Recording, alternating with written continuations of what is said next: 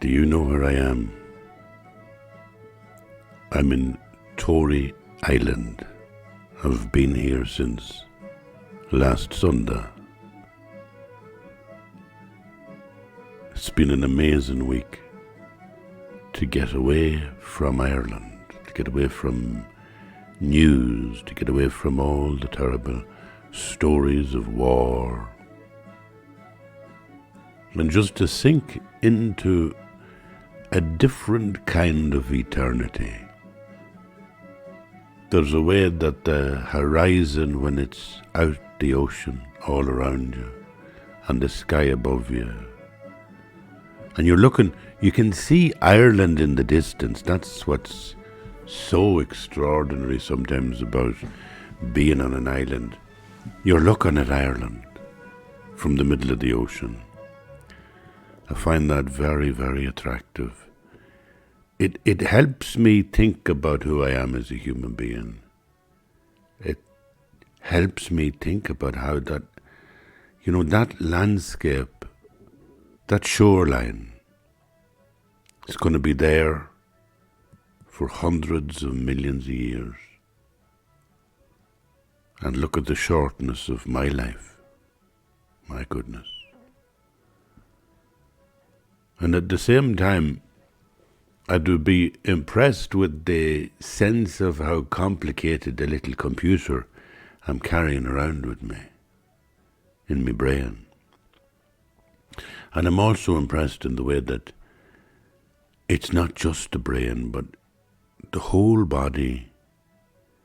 The whole body is an intelligent organism. It's like an organic computer. And it's constantly receiving messages and creating responses to the environment that it's in. I'm like a fish in the sea, and I don't realize it. Sometimes I'm like smoke in the air too, like the way smoke dissolves into the air. It has no form. It has no shape.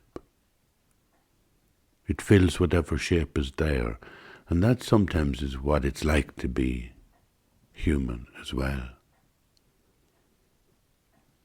There's an idea in Buddhist philosophy of the subtle body. And the subtle body is easy enough, to access. It's in all of us. It's like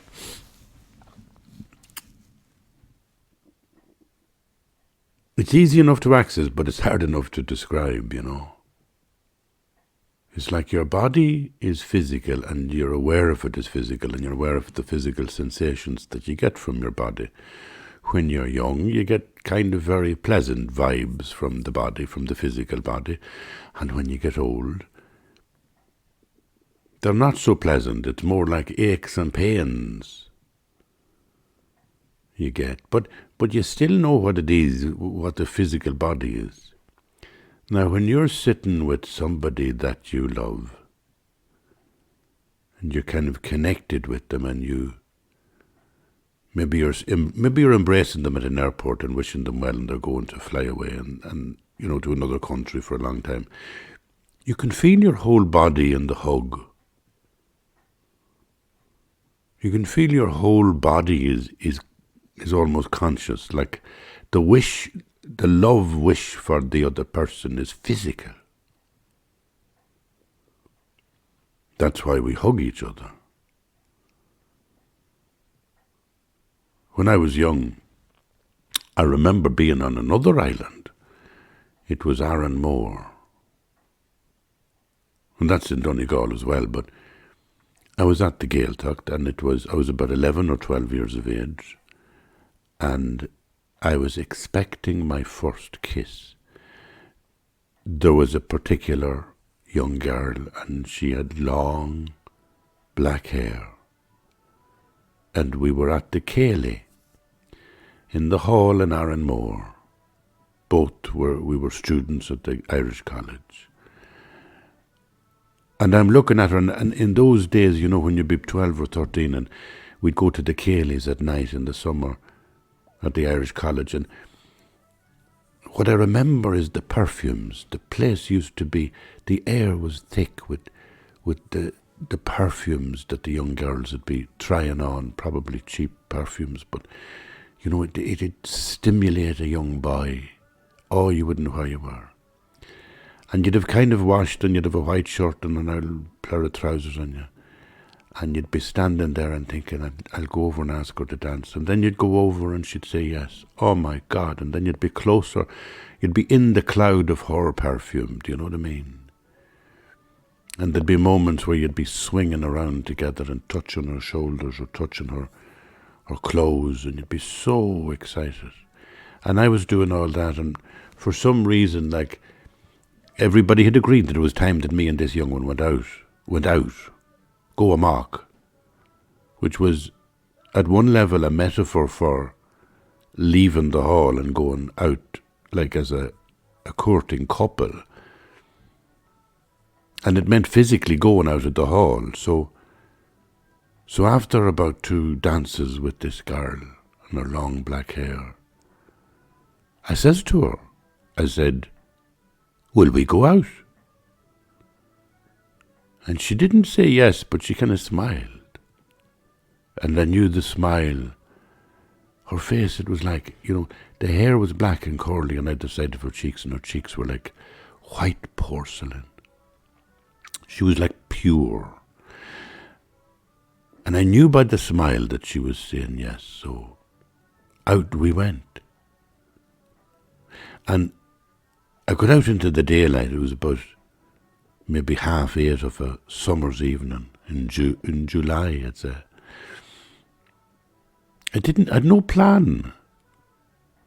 I held her hand, I could feel it warm in my hand, and we walked up the hill to try and get away from the hall, and every so often you'd see that there were other couples who had come out, and they were sitting on ditches and sitting on stone walls. As you'd say in Cavan, eating the faces of each other. So I knew what I had to do, but I went far enough up the hill to get a low stone wall where there would be nobody looking. And we sat down on the wall, shoulder to shoulder, and I put my arm across the back of her shoulders. It's very awkward, like sitting there with my arm across her, but I understood that's what you're supposed to do. So I'm sitting there in that position, and when the two of us are looking out, and we can see the mainland at this stage, so we're looking at the hills of Donegal on the mainland. And there's only so long you can sit in that position with your arm around her shoulders. You have to go forward or reverse. And I might have said something like, will I? And I was turning myself towards her, and she kind of turned her head towards me, so I knew we were in harmony for a docking experience, like they have in space when, 2 spaceships are docking. They come together. And I could feel a dryness in my lips, but right in front of me, taking up my entire vision, was her face. And I could see the moisture of her lips, and I knew what had to be done here. It was like landing an aircraft on the moon. I had to land. And I was watching her face and wondering, like, if I missed and kissed her nose instead of her lips, would it be a disaster? And that was a long journey. It was only about 3 inches, 4 or 5 inches. It was one of the longest journeys in my life. In the sense of the journey that you have, which is a reaching out in faith towards what is your bliss, right? That last reaching out with my lips to her lips. And then we were kissing, and it's like, maybe there was even a voice in my head saying, we're kissing, Jesus. And it was like you'd landed on a new planet. You were a new human being. You had transformed yourself. Life would never be the same again. It wasn't that, I mean, I never spoke to her. I didn't know anything except vaguely where she was from.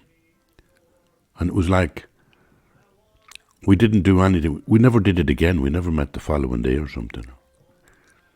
I didn't meet her the following morning in class and say, will we do the same tonight or something? No. It was a rite of passage. It had to be done.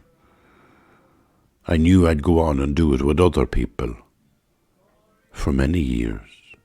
And please God, she would too. And that it would all be well. But that was an intimate rite of passage, and to this day I can still remember it. And how beautiful it was. And how much of metaphor it was. Do you know, there's always a moment where you have to risk everything, and it's like leaping off the cliff. That's what Tom McIntyre used to call it. He'd say, you must jump off the cliff blindfolded. And what he meant by that is that life is about a leap into the light. We talk about leaping into the dark. I think that life can be a leap into the dark as well. And it's the same sort of threshold you're on, and you know it when you're on it. You know, there'll be times now where there's some darkness of anger in your heart, and you're standing in front of somebody and you're so raging with them, and you know exactly what to say. You know the phrase that will wound them and cut them to the bone. But you know you're on a threshold. And then you choose to do it. And you give yourself excuses. You say, well, you know, he said this, so I'll say this. And you say it. And you know the moment you've said it, the words can never be taken back. You have altered the shape of the universe. With the tiny little butterfly wing, the world is changed because everything is interdependent. And in the same way, if you step over the threshold and leap into the darkness of a hateful comment, you have changed the universe forever. That's a queer thing to carry.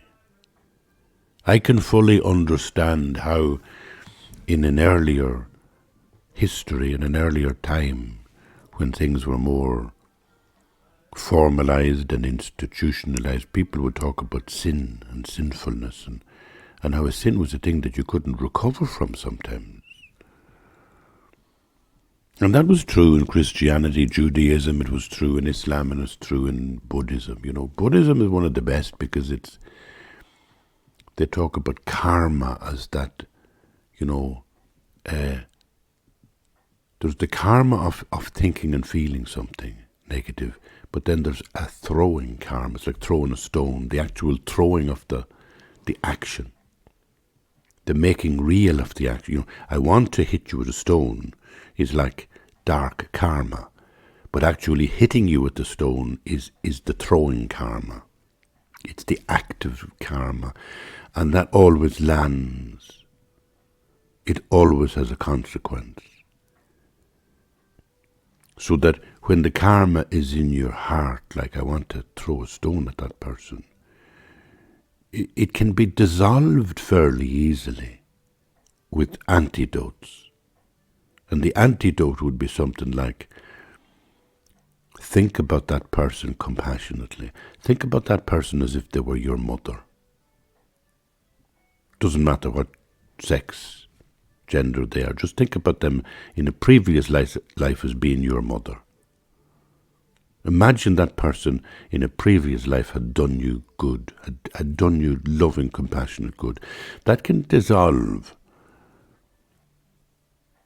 negative stuff. And another antidote is to think of something else. You know, instead of getting locked into an argument with somebody and you have the stone in your hand and you want to throw it at them, just force yourself to think about the colour of the sea, or the colour of the sky, or what you're going to be doing tomorrow.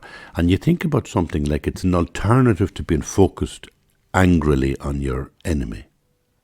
And that is an antidote. And those antidotes, they kind of dissolve the karma.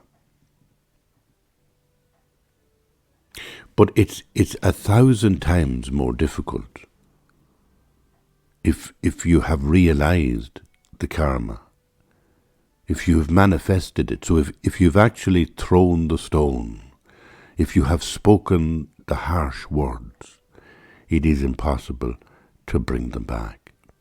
And then you have a bigger problem with your karma. So in every kind of culture, there's that sense of coming to a threshold and then stepping over it, and it's like leaping into the darkness. And you know you're doing it. No point in saying you don't. This is where there's a strange built-in thing in everybody, which is called a conscience. We spend an awful lot of time now, trying to tell ourselves that we're innocent of so many things, that in some sense we're completely good and we have no flaw. Therefore, there's never any need to apologize. There's never any need to say sorry. But we're only deluding ourselves. Really and truly, we know. In the smallest little thing, even if it's only a little comment, a nasty comment at the dinner table, you know exactly before it happens there's a threshold. And in a tiny little way, you're leaping into the dark. And that's the truth. And the other side of it, the most beautiful thing that ever could be said to you, is that you can leap into the light anytime you want. In fact, every second of the day, you can be leaping into the light. Think about it in terms of the word enlightenment, right? In terms that the Buddha is about enlightened mind, that your mind is enlightened and you're detached from, all the ways of hating people or being negative, or all the ways of even of kind of being dependent on people, like clinging to people, loving people in a needy way, attachments, loving alcohol and hating work, and all the positive and negative emotions, all the disturbing emotions. Imagine that you can be free from all of those at any moment of the day and at every second of the day. Well, you'd say that's an amazing thing. Show me how to do that. And that's what they were saying to Jesus. You know the way Jesus would say, sometimes he'd say like, I can give you eternal life. And we do think he's saying, I can give you life after death. You're going to die on a Tuesday, and then Wednesday morning you'll wake up in heaven and say, oh, look, I'm here for eternity, forever. But that's not really what any religious tradition means by eternal life. It's certainly not what Jesus meant. It was to have life and have it more fully, he'd say. There doesn't seem to me to be a hair's breadth difference between what Jesus was thinking about. That you will have life and have it to the full. No difference between that and what the Buddha is saying about enlightenment. That the kingdom of heaven is now. It's here now in your heart, in your body, and in the way that you can choose to leap into the light. Right now. What does it entail? Nothing more than I'm at the difficult bit, am I? What does it entail? Nothing more than, and then I'm silent, because it's almost like I can't name for you how you become present in this moment. But I know that you know. You know. You see, I think it's like the pathway to this moment of liberation and joy and enlightenment. It's different for everybody. Let's say, think about it now for a minute. Just hold on to the idea of a leap into the light. The possibility of enlightenment, right? But just park it for a moment and come with me as we think about something like writing. When I'm writing a column or when I'm writing a book, there are moments after about an hour on the screen typing away that I get into a flow. I get into a kind of a fluidity that I'm not aware of my own body even. I'm more aware of the kind of emotions I'm generating with the words. And that's really what a writer should be getting to. So that's a good space. It's I'm completely self-forgetting. I forgot about myself. I get up from the chair after about an hour and I'm so stiff because I forgot even to move in the chair. So it's a lovely thing where you're completely absorbed in the writing. I'm shaping a little novel or a little memoir. I'm shaping a column for the newspaper and I'm completely involved in it. And then it's like, how wonderful that this is me forgetting myself and yet being me at a different level, out there, floating in my work. Now, how do I get there? I could do a course, teach people how to write. But it's different for every different writer. In other words, the way I come to that moment is a process. Sometimes I come into the room when I'm at home, my studio shed, and I light the stove. And then I sit at the stove, and sometimes I listen to Radio 3. I listen to a little bit of violin music, or sometimes I listen to Chopin. He was a favourite of mine for years. I wrote 3 or 4 books just listening to Chopin. And that would be the journey. Those things would trigger me. And there's a sequence to them, like coming into the room closes me off from the world, and then lighting the fire, and then listening to the music. So there's stages, and if I go through those stages every morning, I will end up in the moment of flow, in the moment of just writing, being absorbed by the writing. But somebody else will have a completely different way of getting to the same place. So I always remember Garcia Marquez talking about how he would go into his studio in the morning and there would always be a flower from his wife, his beloved wife, Mercedes, would always leave a fresh rose on his desk. Wasn't he lucky?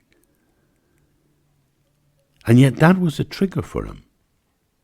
That gesture of her love to him drew him out and drew him into the space within which he was able to flow the writing, flow it out of him. And I know somebody else who used a coffee and chocolate, like a chocolate bar and a coffee. Okay, if I don't have my chocolate bar, my coffee, my little moment before the screen doing that ritual, I can't get into it. But once I do that, those little rituals trigger me. And there's loads of writers, or there were in the old days, who used to use cigarettes. Writers who would say that unless I have the coffee and the cigarette, the ritual cigarette, sitting looking at the typewriter, and then click, I'm there.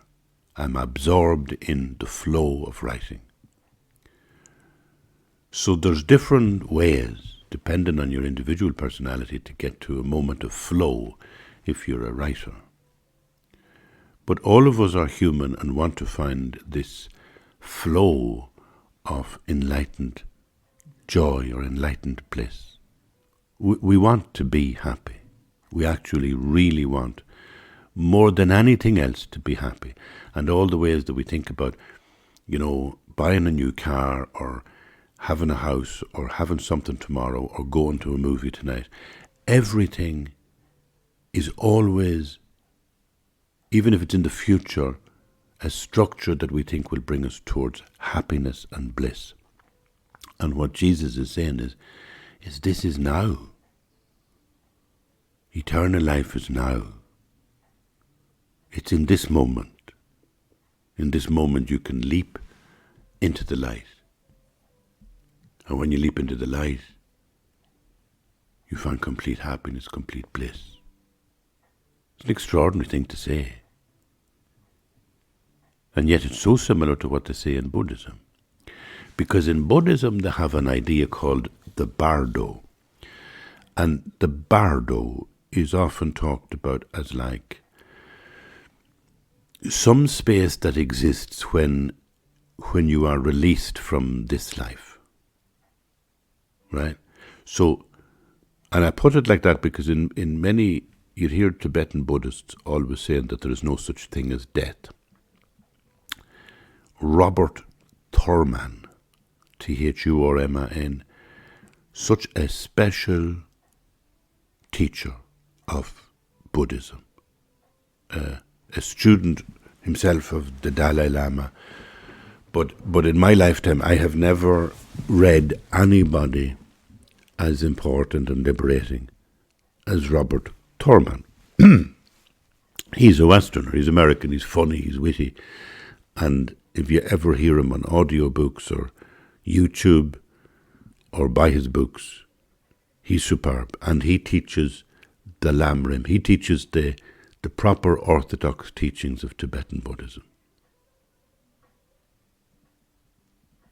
And he talks about the fact that in Tibet or Tibetan philosophy, there's no such thing as death. It's simply that at a certain point you are released from, the karma.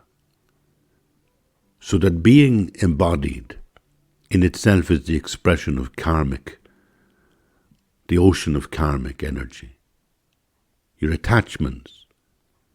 That's all. You're a bundle of attachments. You're a bundle of things you love and are attached to and things you detest. And then there's a sense of ignorance that you think that all this stuff is real. You think everything is real. Yourself is real. You wake up in the morning and you know who you are, and you have a self, and you have a family, and you have a job, and it's all real. It's all material and clear.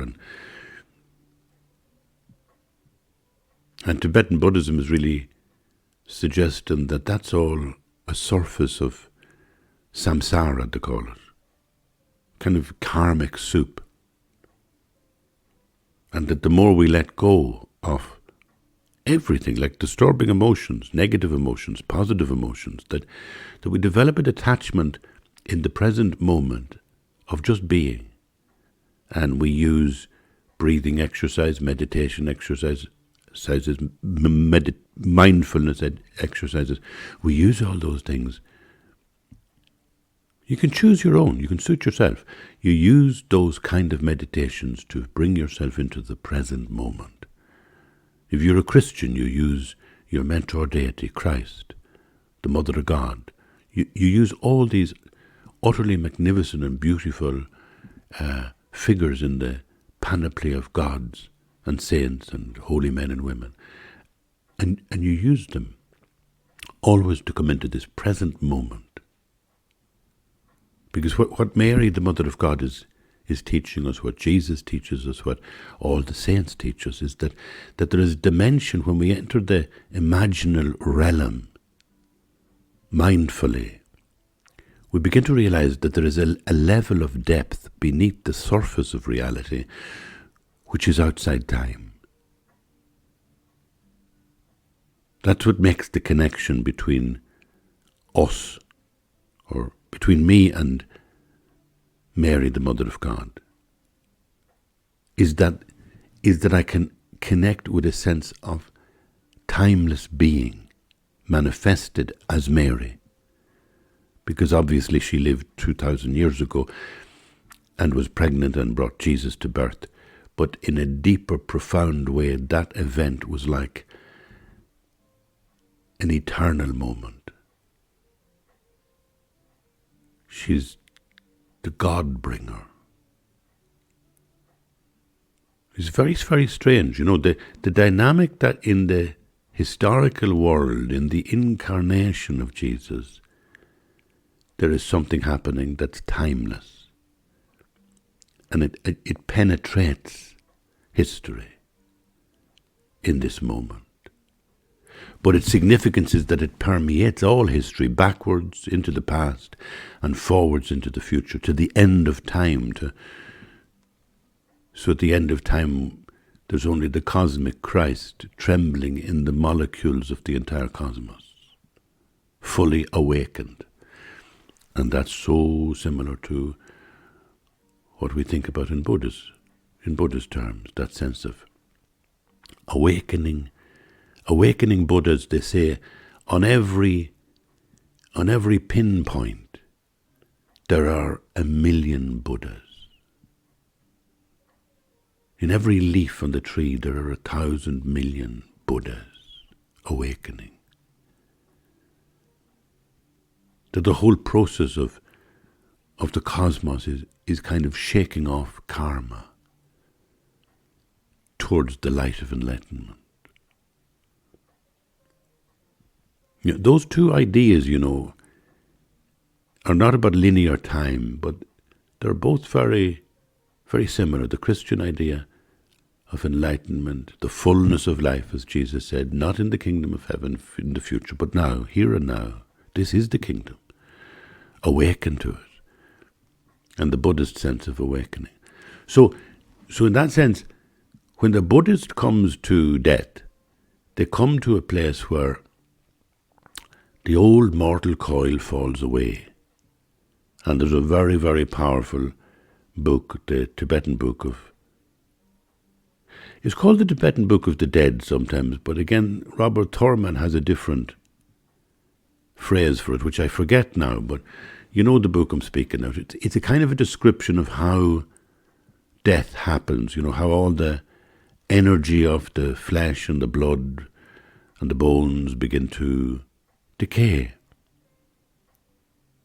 And what happens in the mind is that, according to the Tibetan philosophy, is your consciousness begins to decay or rot. It begins to kind of get confused and feel like it's in a world of fluidity. It feels like in a world of gases. Feels like it's in a world of different coloured lights, strange lights, kaleidoscopic lights. And all the time there's this sense of trying to focus on the light and draw yourself towards the light. And don't get distracted in this strange bardo, in this strange kind of confused space after death. Don't get confused and be drawn to some comforting image. Like supposing some comforting image turns up and you kind of, oh, I want to go there. Just don't go there. So they say, because that's where your karma... Let's say I've been angry all my life, and then I pass away, I shuffle off this mortal coil. That karmic darkness of anger is the only thing I'll bring with me into the bardo. And then maybe in the bardo, somewhere I will be in confusion and there'll be all sorts of strange lights and this, that and the other.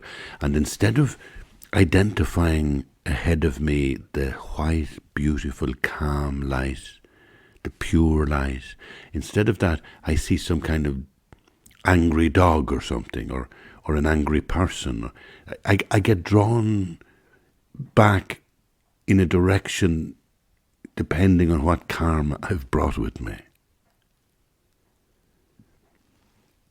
And then the consequence of that, and this is now strict Buddhist philosophy, so it's not something that I necessarily adhere to in a literal way, but that's where you end up in the idea of reincarnation. Somebody, you know, you might spend your lifetime as a dog, or you might spend your lifetime without human life, you know. Like even to have an idea of reincarnation where you return as as a human being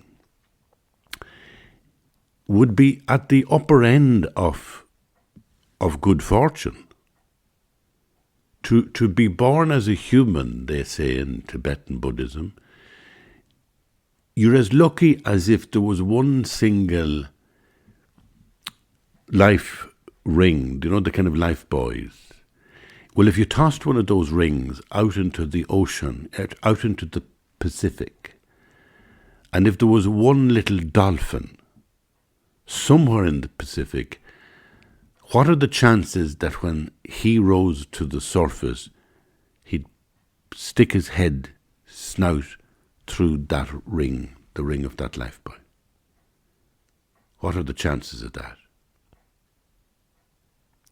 That's your chances of being born in a human rebirth. And one of the preliminaries that people study in Tibetan Buddhism is the fortunate fact that you actually have now been reborn in human form. Human form is the only realm in which awareness of suffering can lead to the motivation to be free from suffering. You think of how fortunate, how amazing the luck would be if you were reborn as a human. Well, you've already reached that.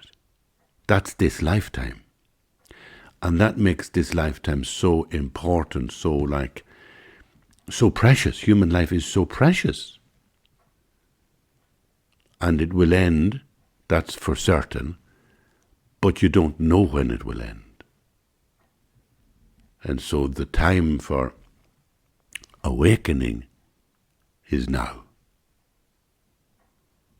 Again, very, very similar to the heart of the message that Jesus is trying to share. All wisdom teachers, everybody everywhere, is saying that bliss and happiness are to be achieved now. They're urgent. It's now. And that's the bliss. And it can be done. And it can be done because there is some inbuilt mechanism that tells all of us when we are about to take a leap into the darkness. When we are about to, whatever, pick your failing. I always say anger because in some sense, I think I know anger. I think I've been angry and am angry. But I also feel that it's such a common part of being human. So it's an easy one to pick. But it could be dishonesty, treachery, whatever, jealousy. Go through those vices. Selfishness, like really and truly when we're alone, when I'm alone thinking about the self and worrying about the self, I'm not happy.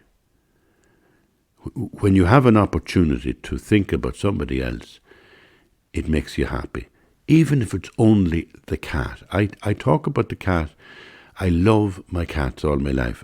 I talk about them all the time because it's so simple an idea that a pet, a dog, and dogs can become really part of the family. They can be as important to somebody as the beloved. I knew a woman once in Dublin. I didn't know her very well now because it was my friend who knew her. But she was an elderly lady at the time, and this is going back 40 years. And she had a cat called Charlie, same name as the cat that I have. But there was one day she was looking for the cat and couldn't find it.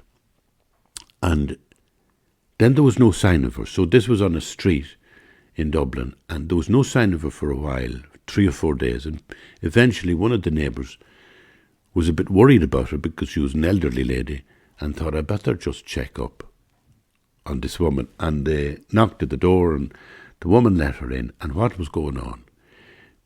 Charlie the cat had died. He had died in the bed. She had him still in the bed, and she simply didn't know what to do with him. She was frozen in distress. Her cat had died. To her, this was her beloved. This was the being that was giving her joy and sharing her joy. And, you know, if it was a human, she'd be contacting the undertaker, but she didn't know what to do, and she couldn't just treat this being that loved her and that she loved. She couldn't just dispose of the cat. And she was caught in that confusion and just sat there like that for 2 or 3 days until one of the neighbours came in. And it shows how important animals are in our lives. But our negative callousness, jealousy, anger, whatever, we know our vices. We know they're there. And we know that there is always a moment before you release the arrow, before you release the words, before you do the deed that you know is selfish, that you know is just like you in your darkest heart want it for yourself. That I want to do this. I want to say this to him. And you do it. But you know you do it beforehand. And that's a kind of conscience. And we say that in Christianity, we say that in Buddhism. It will follow you into the Bardo. There's always the threshold. You are capable of living in the light. Because that's the other place where you'll know the threshold. Leaping into the light. When you make a choice to do the generous deed to somebody else. To forgive, to forget, to reach out, to be physically generous, to be financially. When you give time to somebody as a generosity, every time that one of those things happens, there's always a threshold as well. Just before it, you always know this is the right thing to do, and I'm going to do it now. And that's the mystery of consciousness. It's the mystery of how that we actually have an inbuilt rudder about right and wrong. We can't excuse ourselves when we go down a dark pathway. We can turn to our mentor deity and ask forgiveness and have an experience of metanoia, of turning around, of changing your heart, turning back to God. You can do that as a Christian, you do it as a Buddhist. There's always ways to dissolve the negative karma, to make reparation. But before you do anything, you know that you can do it. You know that you have a choice in every moment, morally, to do the right thing or a dark thing. And every time you choose the light, you're strengthening your sense of your own karmic freedom, that you are detached. You know, that you're not living the life just for yourself as something that is an entity opposed to others, but you are actually living for the others as well. Your living conscious being is actually in the others as well. It's not just in you. It's like being is just being. Everything is being together.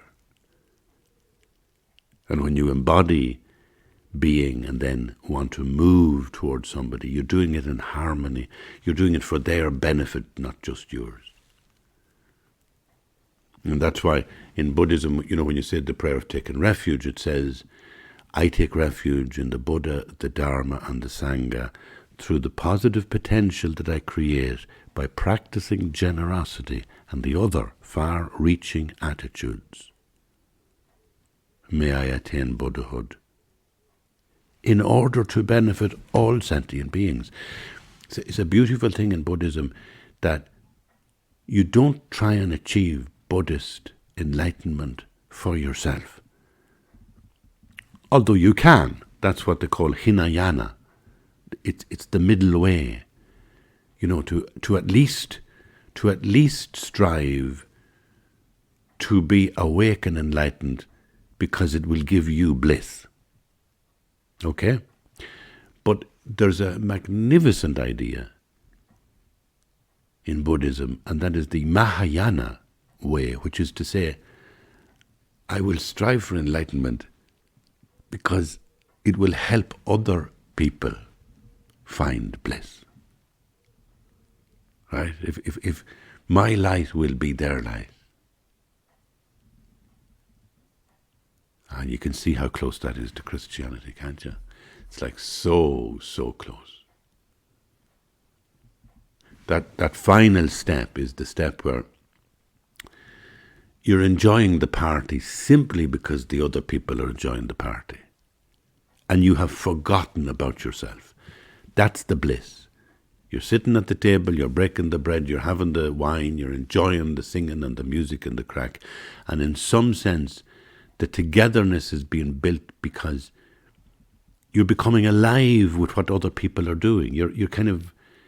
Your being is almost in them, experiencing their joy.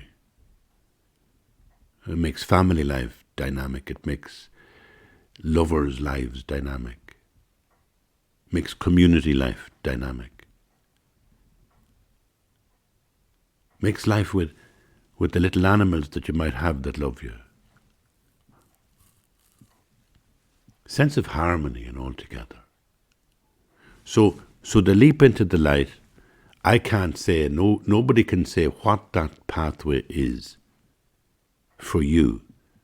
Just as I couldn't say, if I was teaching you how to write, I could share with you my pathway to how I get a flow when I'm writing at the screen.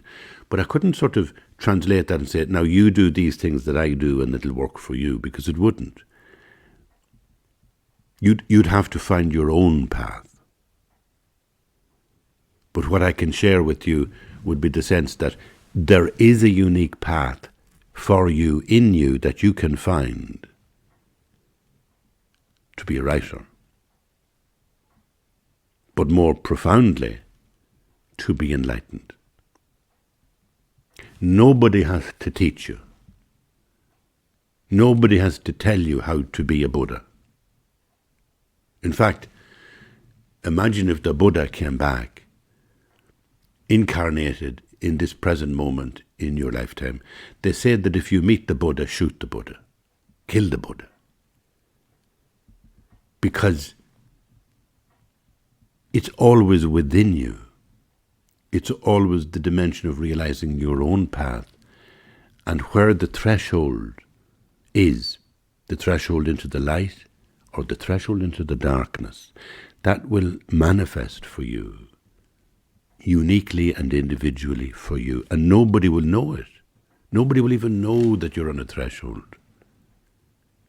And if you ever resist, the threshold of where you could leap into the darkness and say some cruel, terrible thing to somebody, or rob somebody, or embezzle something, if you're ever on that threshold and choose not to go there, nobody will know. Nobody will know the sins that you did not commit, which is a lovely way to think about it. How much you liberate yourself even by choosing not to leap into the dark. Even the neutrality of that. To say that I will do no evil with my body, speech, or mind.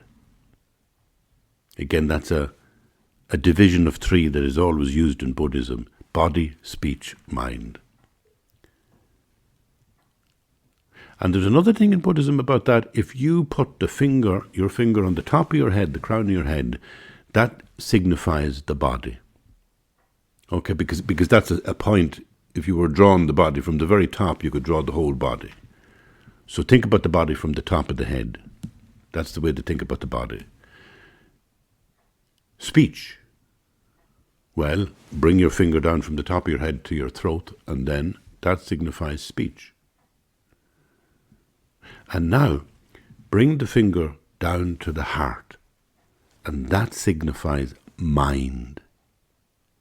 Body, speech, and mind. If you ever saw somebody doing a prostration, a Buddhist person doing a prostration, you'd often see them putting the two hands together, joined together, and they would put them first on top of their head, then they would put them under their chin, and then they would put it at their breast. Body, speech, mind. We think of the mind, too often we think of the mind as being in the brain. But I always found it interesting when I learned how to do a prostration in the Tibetan Buddhist center. You went top of your head, meaning body, at the throat, meaning speech, and at the breast, meaning mind. Because the mind is in the heart, the mind of compassion, the mind of love. When you feel love, it comes out. And it goes back to the very first thing I was saying about as a child of 12 years of age, and I go up the hill on the island of Arranmore, and I'm with the first manifestation of the beloved that ever came into my life, and there she is. And my body needs to maneuver itself. And I haven't learned how to do it emotionally and from the heart, so I'm lost and I'm fumbling. I'm a teenager fumbling with a kiss. But that metaphor has stayed with me all my life as a metaphor, that when I reach out and do some kindness, might be just feeding the cat who's hungry, it might just be feeding birds, it might be a kind gesture to a stranger, whatever it is. It might be a donation to a charity. Like whatever it is. It might be patience at the dinner table listening to somebody else and trying to shut up, because I always need to shut up. I talk too much. Listen to the other person. So whatever the kindness is that you're doing is like a kiss. It's like at a deep level you're embracing the other. Call it God if you're Christian. Call it the Buddha if you're enlightened, if you're a Buddhist. But there's some being that it's bigger than you. It's bigger than me. And when I leap into the light, I'm embracing that bigger space, that bigger presence. I am embracing, I am kissing the hand of the divine God. In every time that I pass over the threshold, and I say to myself, this is a leap into the light. This is a risk. This is a vulnerability and a generosity that maybe the other person won't understand or will reject. But I risk it. Because I acknowledge there is this being, this presence that is bigger than me. It's not just contained within me. It's bigger, it's there, it's a reality. And I'm only a little part of it. And now I embrace it. And that works in Buddhism, it works in Christianity as the same thing. Leap into the light. Now here I am. Now here I am on this amazing island, Tory, Ilan Hari. And I came here to practice the Irish. But I also came here, to be quite honest with you, I also came here to just simply have the joy of being on this amazing island, where I look at Ireland in the distance, the hills of Donegal and the mainland across from me, way in the distance, and all around me the ocean. And I walk up and down the island, the sky above me, the seas and the gulls, fish in the sea. I feel so lucky, so blessed to have this precious human life for a short while. And my prayer every day is that I may find another space, another moment where I can see a threshold and leap into the light.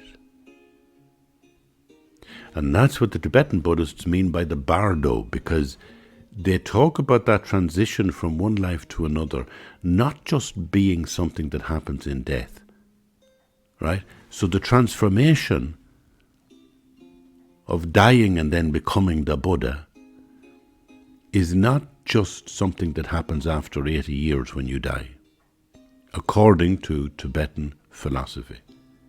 That transition moment, they believe, happens in every single second of your life. You only have so many seconds left in your life. My life is limited. I'm 70 years of age. What have I got left? Who knows? But there's actually a number of seconds that are left. And rather than wait for the Bardo to be that last moment and that last second, I've got all those opportunities in every second between now and then, every moment, to experience an act of transformation that will bring me bliss now. And you have the same. That's the immediacy and urgency of wakening up to the love and compassion. And that's exactly what the Lord Jesus kept saying and still says. Wake up. Eternal life is now.